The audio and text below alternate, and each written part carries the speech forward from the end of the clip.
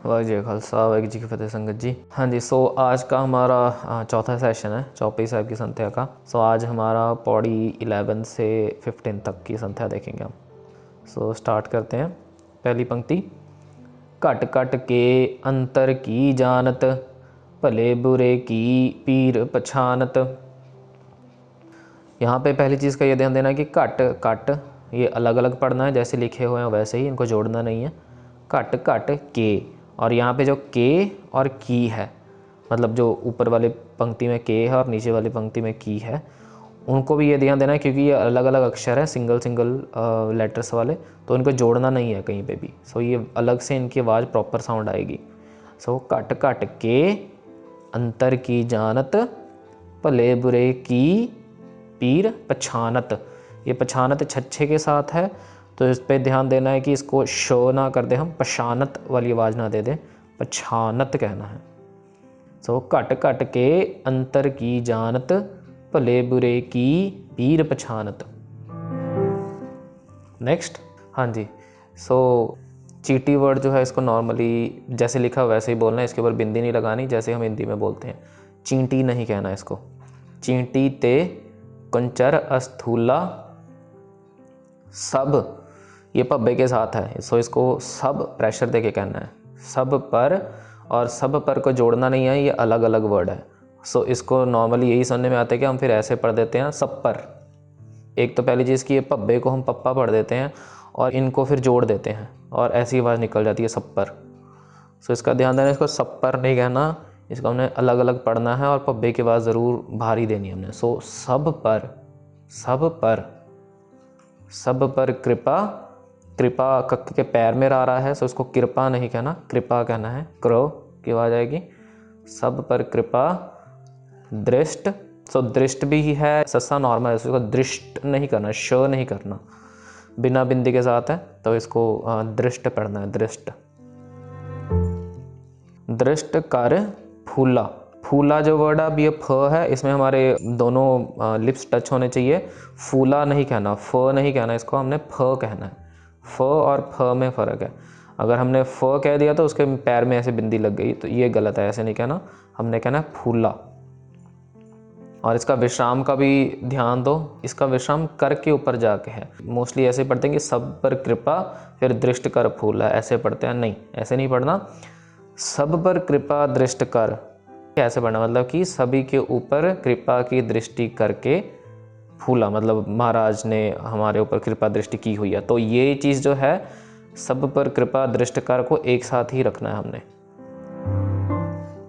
Next, संतन दुख पाए ते दुखी, सुख पाए साधन के सुखी। पहली चीज़ अप फ्रंट इनमें विश्राम का ध्यान दो, ये ते और के ऊपर विश्राम है। मोस्टली हम ऐसे ही पढ़ते हैं कि संतन दुख पाए ते दुखी, या फिर सुख पाए साधन के सुखी, है ना, ऐसे नहीं लिखना है, क्योंकि अगर हमने ऐसे कर दिया तो एक तरीके से क्या होगा कि संतन दुख, है ना, कि मतलब ये कोई सेंस नहीं बन रही कि संतन दुख पाए ते दुखी, है ना, नहीं, यह है संतन दुख पाए ते दुखी, मतलब परमात्मा संतों के दुखी होने से दुखी होता है। संतन दुख पाए ते, मतलब संत अगर दुख पाते हैं तो फिर परमात्मा भी दुखी होता है। सुख पाए साधन के सुखी, पर वो जब सुख पाते हैं तो फिर परमात्मा भी सुखी होता है। ऐसे वो एक दूसरा कॉन्सेप्ट अगेन कि परमात्मा को हर्ग सोग का नहीं होता, दुख सुख नहीं होता, बट ये संतों के लिए स्पेसिफिक है। सो इसका विश्राम हमने वैसे ही ते और के पे देना है। और बाकी यहाँ पे मेन एक ही वर्ड है जो देखने वाला, वो है साधन, तद्दे के साथ है, इसको दद्दा नहीं कहना, साधन नहीं कहना, साधन कहना है, साधन, सुख पाए साधन के। नेक्स्ट, एक एक की पीर पछानै, घट घट के पट पट की जानै। एक एक अलग अलग पढ़ना है, जोड़ना नहीं है इनको, और जो की भी है वो भी अलग है। सो मतलब इसका ध्यान देना है कि ये वाला की और जुड़ के ऐसी आवाज़ ना आ जाए, एक की ना हो जाए, मतलब एक एक की, एक एक की, है ना, ये नहीं होना चाहिए। एक एक की, एक एक की ऐसे आवाज़ आएगी, ना कि एक एक की। सो एक एक की पीर पछानै, पछानै वर्ड अगेन छच्छे के साथ है तो इसको श भी नहीं कहना, पछानै कहना है। घट घट भी अलग पढ़ना है, जैसे लिखा वैसे ही, और कट कट के यहाँ पे जो आया इसको भी नहीं जोड़ना। सो कट कट के भी मत करना, मतलब हाँ जब आप फ्लो में पढ़ रहे होगे तो आपका वो जुड़ सकता है, दैट्स फाइन, वो आपकी स्पीड के ऊपर डिपेंड है। बट ओवरऑल ये ध्यान रखना है कि कट कट के ऐसे पढ़ना है। और पट पट भी अलग अलग पढ़ना है, जैसे लिखा हुआ है पट पट की जानना है। जब उद करख करा कर तारा, प्रजा धरत तब देह अपारा। जब उद करख, यहाँ पे जब और उदकर्ख, जब और उदकर्ख को अलग अलग पढ़ना है। इनको ऐसी आवाज़ ना आ जाए इसका ध्यान देना है, जैसे यहाँ पे लिखा हुआ है, मतलब कि ऊड़ा ये गायब ही हो जाता है फिर हमारा, और ये औंकड़ की मात्रा बब्बे के नीचे लगा देते हैं हम। सो इसको फिर ऐसी आवाज़ निकालते हैं जबूद कर्क, जबूद कर्क, है ना। सो ऐसे नहीं करना, जबूद कर्क नहीं करना, इसको पढ़ना हमने जब उद। जब का ब खत्म हो गया, मुंह खुला हमारा, ब बोल के फिर उद कर्क। सो जब उद कर्क करा कर तारा, प्रजा, ये पप्पे के पैर में रारा है, सो इसको प्रजा नहीं करना, इसको प्रजा करना है।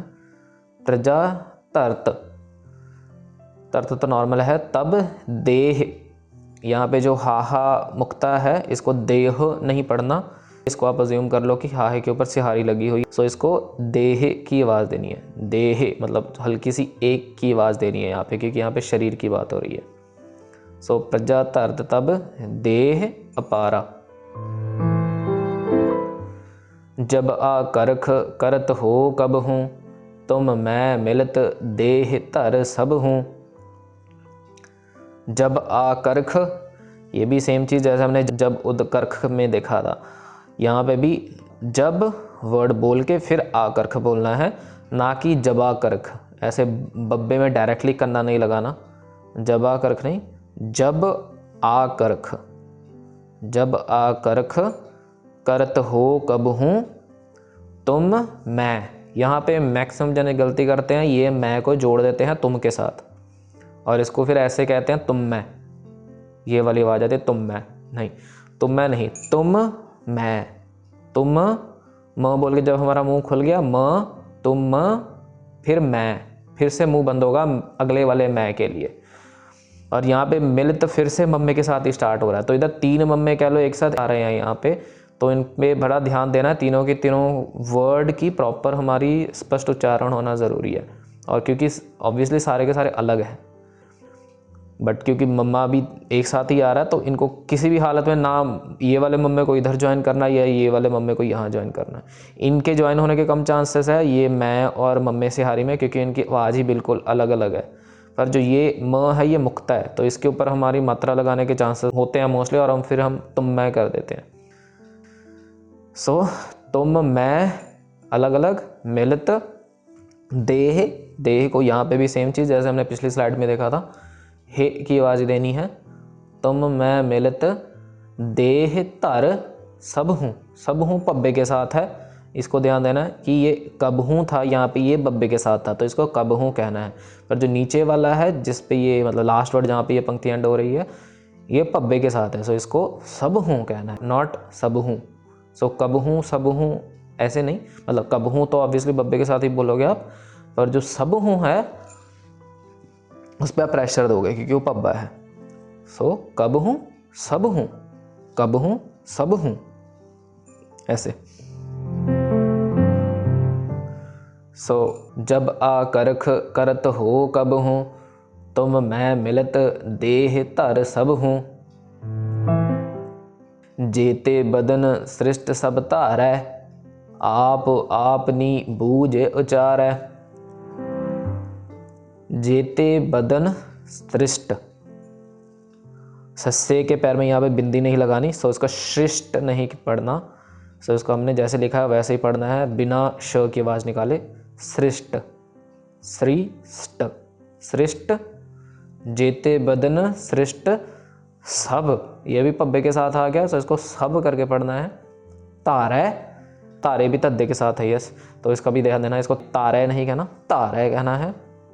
आई थिंक कुछ गुटके साहब में यहाँ पे दुलावा की जगह यहाँ पे शायद ला भी लगी हुई है, तारे और उचारे है शायद, पर यहाँ पे ए की आवाज़ है तो हमने ए ही देना है। सो जेते बदन श्रेष्ठ सब धारै, आप आपनी बूझ, ये भी झज्जे के साथ है तो इसको भी बाहर देना है, बूझ, नॉट बूझ, ज नहीं झज्जा। सो बूझ, आप आपनी बूझ उचार है। यहाँ पे विश्राम का ध्यान देते रहो साथ के साथ। जेते बदन श्रेष्ठ सब धारै, आप अपनी बूझ उचार है, मतलब कि हर एक बंदा अपनी अपनी बुझ के हिसाब से उचारता है, उनको याद करता है। तो इधर भी आप अपनी पर विश्राम नहीं लगाना, हमने बूझ के ऊपर लगाना है। उचार है भी औंकड़ के साथ है, जिसको उचार है नहीं कहना। उचार है नॉर्मल, मतलब ऊ की आवाज़ थोड़ी ही रहेगी, मतलब थोड़ी साउंड ही रहेगी। उचार है नॉट उचार है। तुम सब ही ते रहत निरालम, जानत वेद भेद अर आलम। तुम सब ही पब्बे के साथ कहना है, अगेन भार देना है पब्बे के ऊपर। सब ही और सब ही ते, ये अलग अलग वर्ड है तो इसको जोड़ना नहीं। सब ही ते नहीं कहना है इसको, जैसे यहाँ पे लिखा हुआ है ऐसे आवाज ना आए, इसका ध्यान देना है। तुम सब ही ते रहत, रहत को रोहत नहीं पढ़ना जैसे लिखा हुआ है, रारा मुक्ता हाहा मुक्ता तत्ता मुक्ता, तो इसको हमने रोहत नहीं पढ़ना। इसके ऊपर आप सुखम दुलावा ज्यूम करनी है आपने हाहे और रारे के ऊपर, और उसके बाद हमने रहत बोल के देनी है, रह है तो, मतलब लंबा नहीं खींचना, एक्चुअल में दुलावा नहीं कहनी। सूक्ष्म दुलावा का मतलब यही है कि ए की आवाज़ आएगी पर लंबा नहीं खींचेगा वो वर्ड। सो रहत, तुम सब ही ते रहत निरालम, जानत वेद भेद अर आलम। अर आलम भी अलग अलग है, सो अरालम नहीं करना, इसको ऐसे नहीं पढ़ना। अर खत्म होगा फिर आलम आएगा, अर आलम।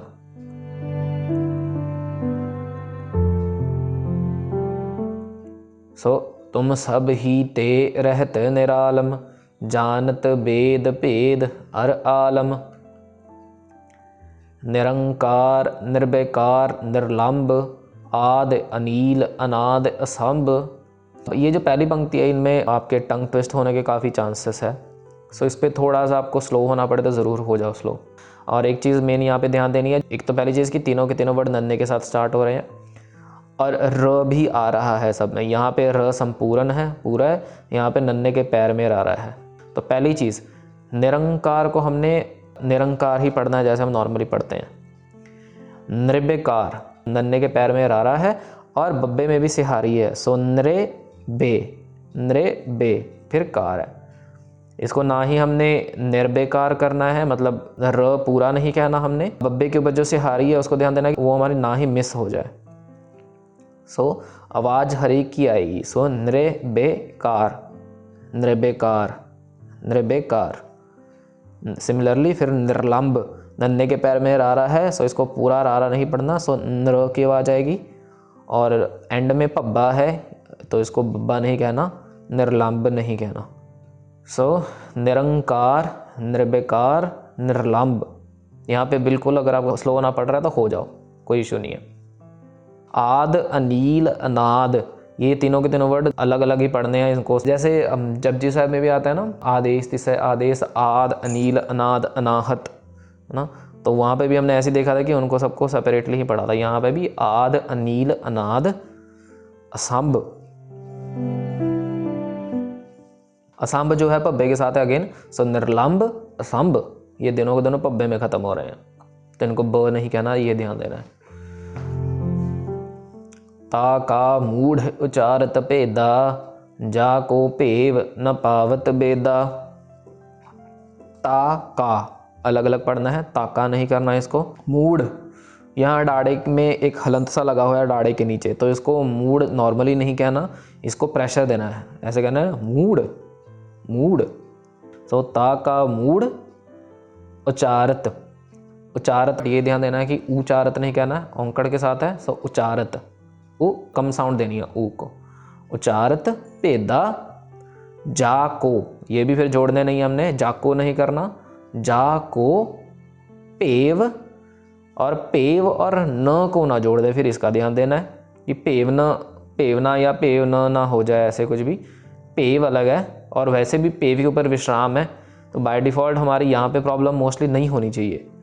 जा को में होने के चांसेस है, बट पेव और न नहीं जुड़ना चाहिए मैक्सिमम का। पर अगर जुड़ता है, क्योंकि मोस्टली ऐसे होता है जो सिंगल अक्षर होते हैं वो या तो सामने वाले के साथ जुड़ जाते हैं या पीछे वाले के साथ जुड़ जाते हैं, वो हमेशा ध्यान देना होता है। और दूसरी चीज़ जो न है वो मुक्ता है, तो इसको ना नहीं कहना, मतलब जा को पेव ना नहीं कहना, पेव न कहना है। जा को पेव न पावत बेदा, सो ता का मूढ़ उचारत भेदा, जा को पेव न पावत बेदा। सो आज के लिए इतना है जी। भुल्लां चुकां दी खिमा। वाहिगुरू जी का खालसा, वाहिगुरू जी की फतेह।